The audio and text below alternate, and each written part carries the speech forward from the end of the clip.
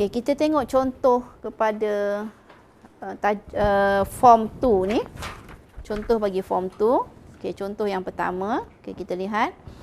Premise 1, if x is a factor of 12, then x is also a factor of 24. Okey, so kita tengok tadi if P then Q. Selepas perkataan if dan sebelum perkataan then, ini adalah ayat P. So, bila kita jawab soalan ni, kita tandakan yang mana ayat P dan yang mana ayat Q.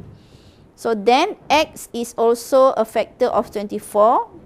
Selepas perkataan then hingga akhir, ini adalah ayat Q. Ayat Q. Okey. So, premis 2 kita tengok, 3 is a factor of 12. Dia ambil balik ayat P. Okey, ambil balik ayat P, cuma X ni dia tukar jadi 3.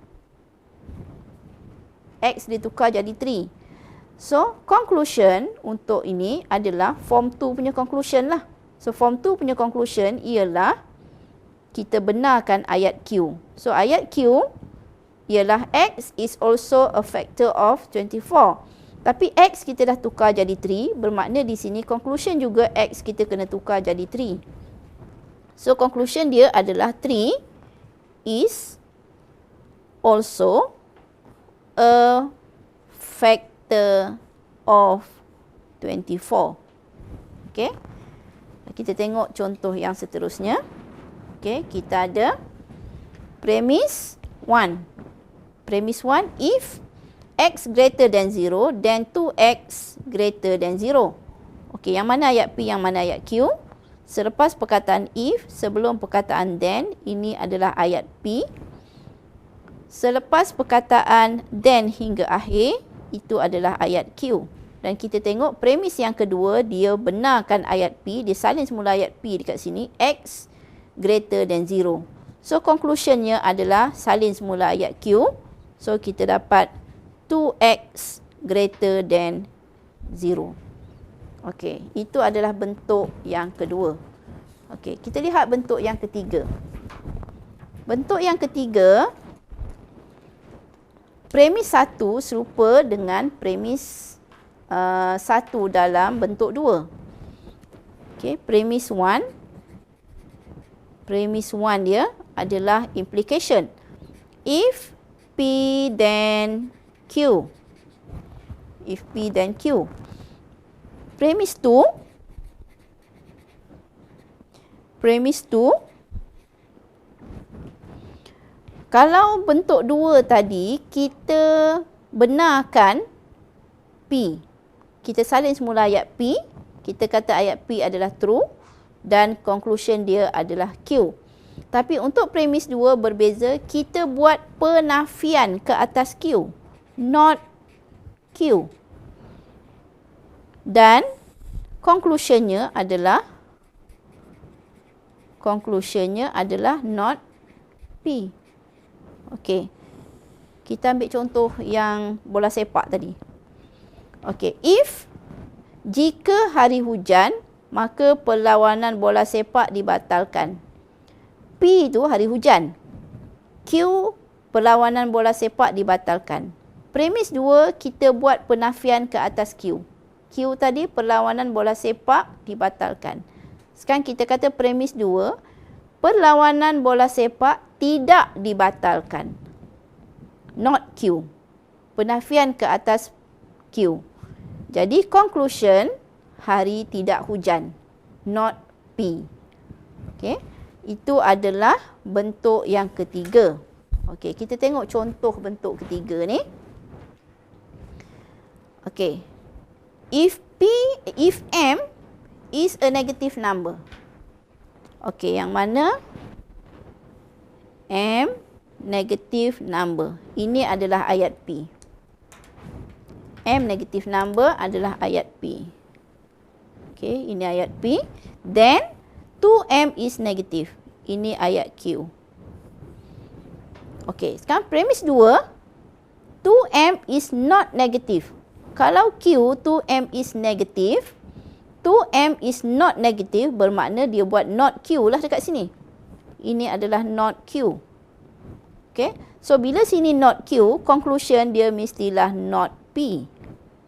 So, not P, P ialah M is a negative number. So, kalau not P, M is not a negative number. Okay. So, kita tengok contoh yang kedua. Okay. Kita ada if A the power of 0 equals to 1, then A is not equals to 0. Okay. A is not equals to 0. Premise 2, A is equals to 0. Okay, so P, ayat P ialah A power of 0, ini ayat P, equals to 1. A not equals to 0 ialah ayat Q. Okey, kalau ayat Q dia A is not equals to 0, sekarang premise 2 dia adalah A equals to 0. Jadi ini adalah not Q. Not Q. Okey, penafian kepada yang ini.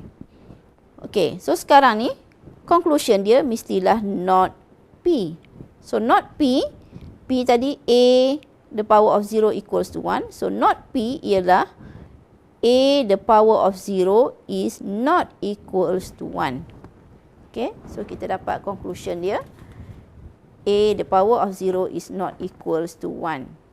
Okay, kita kena bezakan antara form 2 dengan form 3. Okay, argument form 2 dan juga argument form 3. Okay, kita pergi kepada bahagian yang seterusnya dalam mathematical reasoning ini. Okay, bahagian yang terakhir iaitu deduction and induction. Okay, apa dia deduction dan apa dia induction? Okay, deduction adalah proses membuat kesimpulan. Okay, process of making a conclusion for a specific case based on a given general statement. Bermakna kita diberi satu general statement dan kita membuat satu kesimpulan yang khusus berdasarkan satu statement yang umum. Okey, contoh, statement umum dalam matematik, statement umum ini biasanya kita beri dalam bentuk formula secara umum. Okey, contoh dia, if A the power of M times A the power of N equals to A M plus N. Okey, ini dalam topik indices. Okey, jadi ini adalah general. Ini adalah general statement. Kita tak tahu M tu berapa, N tu berapa, secara umum saja. Okey. Kemudian kita boleh buat conclusion secara khusus. So kalau kita ada 3 kuasa 2 darab dengan 3 kuasa 4, maka kita akan dapat 3 kuasa 2 tambah 4 dan kita dapat 3 kuasa 6. So ini adalah conclusion yang dibuat berdasarkan kepada conclusion by deduction. Conclusion by deduction. Okay.